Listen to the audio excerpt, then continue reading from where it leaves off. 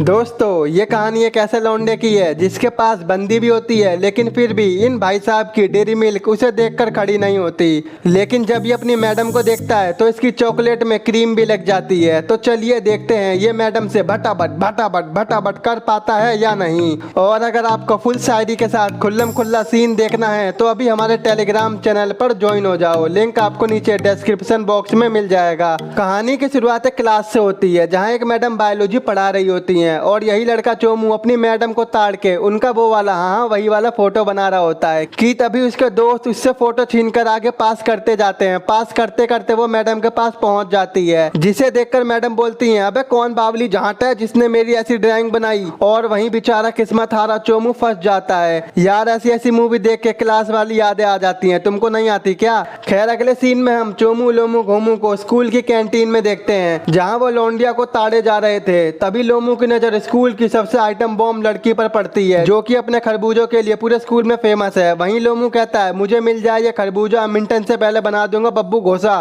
तभी एक टॉम नाम का लड़का चोमू के पास आता है, जिसे देखकर चोमू लोमू घोमू की फट जाती है क्योंकि उन्हें लगता है कि ये हमें पेलने आया है। वो जिस लड़की को देखकर ख्वाब देख रहे होते हैं वो उसकी बंदी होती है, लेकिन टॉम उसे मारता नहीं है बल्कि चोमू से अपनी बंदी की फोटो बनाने को बोलता है। अगले दिन स्कूल में हम चोमू की बंदी चप्पी को देखते हैं। चप्पी को देखते ही हमारे चोमू का फूल मुरझा जाता है। ऐसा क्यों होता है आपको आगे बताएंगे। वहीं चप्पी चोमू को अपनी बर्थडे पार्टी में इनवाइट करती है और कहती है, हम वहां पर भटाभट भटाभट भटाभट करेंगे और ऐसा मुझे कोई लड़की बोल दे तो मेरे फेस पर 100 बिलियन स्माइल आ जाएगी। लेकिन हमारे चोमू भाई का तो फेस ही सड़ जाता है। तभी ये बात चोमू लोमू घोमू को बताता है। ये सुनकर वो दोनों उसे कोपचे में ले जाते हैं और बोलते हैं, अबे झोपड़ी के तू गे है क्या? तो चोमू कहता है, साढ़े दिमाग तो सही है तेरा, दिखाऊं क्या? तो वो दोनों कहते हैं, अबे दल्ले तो तूने चप्पी से मना क्यों किया? तो चोमू कहता है, भाई तुझे पता ही है मैं अभी तक वर्जिन हूँ और उसे देख के तो मेरा ढीला हो जाता है। ये सुनकर लोमू घोमू उसके दुख को समझ जाते हैं क्योंकि ये भी अभी वर्जिन थे। चोमू लोमू से पूछता है, यार भटाभट भटाभट करने में या फिर ढैंचू ढैंचू करने में किसमें ज्यादा मजा आता है?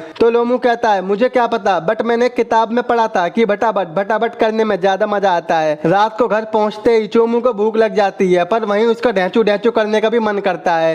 तो वो पास में रखे रोल को लेकर ही उसमें ही ढैंचू ढैंचू करने लगता है और रोल में म्योनिक्स डाल देता है। तभी वहीं पर चोमू की आंटी आ जाती हैं और वो आते ही रोल को उठा लेती हैं जिसके अंदर चोमू ने अपनी म्योनिक्स भर दी थी। जहां वो रोल खाकर आंटी को बहुत मजा आता है तो आंटी चोमू से म्योनिक्स के बारे में पूछने लगती हैं, पर अब चोमू क्या जवाब देता है, ये तो उसे ही पता है कि उसने कितनी मेहनत से ये म्योनिक्स निकाली है। अगले दिन स्कूल में चोमू की नजर एक खूबसूरत लड़की पर जाती है कि तभी एक चोर उस लड़की का पर्स चुरा कर भाग जाता है और वहीं चोमू उस चोर को पकड़ भी लेता है, पर अचानक से गलती से वो उस लड़की की शर्ट फाड़ देता है जिसकी वजह से सब लोग उसकी मिल्की बार देख लेते हैं। पर वो तुरंत उस लड़की को अपनी जैकेट देकर भाग जाता है और बाद में उसे पता चलता है कि वो लड़की उसकी बायोलॉजी की टीचर है जिसका नाम कैटी है, जिसे देखकर चोमू की फट जाती है। अब वहीं रात में चोमू अपने घर में डिनर कर रहा होता है कि तभी वहां पर कैटी भी आ जाती है जिसे देखकर चोमू की फिर से फट जाती है। अबे ये कहां से आ गई? इसके बाद आंटी चोमू को बताती हैं कि ये मेरी सहेली की बेटी है, इस शहर में नहीं आई है तो मैंने इसे अपने घर बुला लिया। आंटी के जाने के बाद कैटी चोमू से रिक्वेस्ट करती है कि वो स्कूल में किसी को ना बताए कि मैं तेरे साथ ही रहती हूँ, वरना स्कूल में सब अंट संट महासंट बातें करने लगेंगे। वहीं रात में जब चोमू सोने की कोशिश करता है तो वहीं कैटी उसके सामने रूम में आती है और चोमू से भटाभट भटाभट भटाभट करते रहता है। भटाभट भटाभट करते करते सुबह हो जाती है और वहीं चोमू की नींद खुल जाती है और पता चलता है कि ये भाई साहब सपना देख रहे थे। अब ये सपना इसका सच होगा या नहीं तो देखते रहिए। और अब चोमू की बंदी का बर्थडे आ जाता है और वो अपनी बात के अनुसार चोमू को एक ओयो में ले जाती है, लेकिन क्या फायदा, चप्पी को देखकर चोमू का फूल मुरझाया रहता है। जहां चप्पी जी जान लगा देती है लेकिन चोमू का फूल नहीं खिलता और चप्पी की सारी मेहनत पानी में मिल जाती है। इसके बाद वो मुंह लटकाकर घर पर बैठा होता है। तभी वहीं पर कैटी शराब के नशे में चोमू के पास आती है तो वहीं चोमू उसे अपनी ओयो वाली कहानी सुनाता है, जिसे सुनकर वो अपनी हंसी रोक नहीं पाती और कहती है, ये तुम्हारा फर्स्ट टाइम है यानी कि तुम अभी तक वर्जिन हो।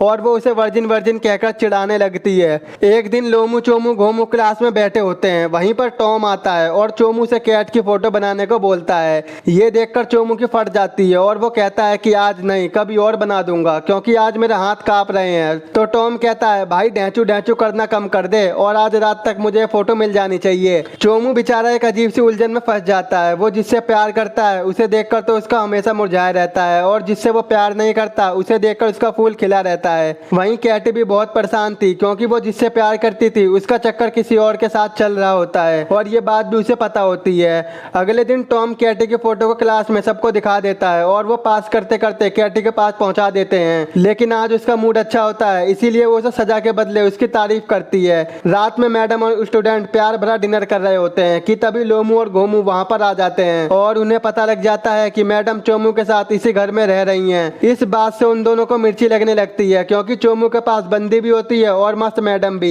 वहीं कैटी उन तीनों को एक नाइट क्लब में ले जाती है जहां वो खूब मजे करते हैं। वहीं चोमू कैटी को बताता है कि कुछ दिन बाद मेरी फिर से चप्पी के साथ डेट है और इस बार भी मेरा फूल नहीं खिला तो वो मुझे गे समझेगी। तो कैटी कहती है तू टेंशन मत ले, मैं तुझे सिखाऊंगी। और अगले सीन में हम उन दोनों को एक बेड पर बैठा हुआ देखते हैं जहां वो उसे बहुत सारी निंजा टेक्निक सिखाती है और इसकी वजह से वो चप्पी को हैप्पी कर देता है और वहीं पर उसे बताता है कि मैं अब कैटी से प्यार करने लगा हूँ। जब ये बात कैटी को पता लगती है तो वो उससे अपसेट हो जाती है, लेकिन कहीं ना कहीं वो भी चोमू को पसंद करने लगी थी। वहीं अब स्कूल में बायोलॉजी के टीचर भी आ जाते हैं और अब कैटी को स्कूल से जाना पड़ता है। इस बात से चोमू को बहुत बुरा लगता है। अगले दिन स्कूल में सबको पता लग जाता है कि कैटी चोमू के घर में ही रहती है, इसी वजह से कैटी को स्कूल से निकाल दिया जाता है। और ये सब बात स्कूल में चप्पी ने बताई थी क्योंकि चोमू ने कैटी की वजह से उससे ब्रेकअप किया था। शाम को मार्केट में घूमते घूमते चोमू की नजर एक सीडी वाले की शॉप पर पड़ती है जहां कैटी की भटाभट भटाभट वाली वीडियो चालू थी।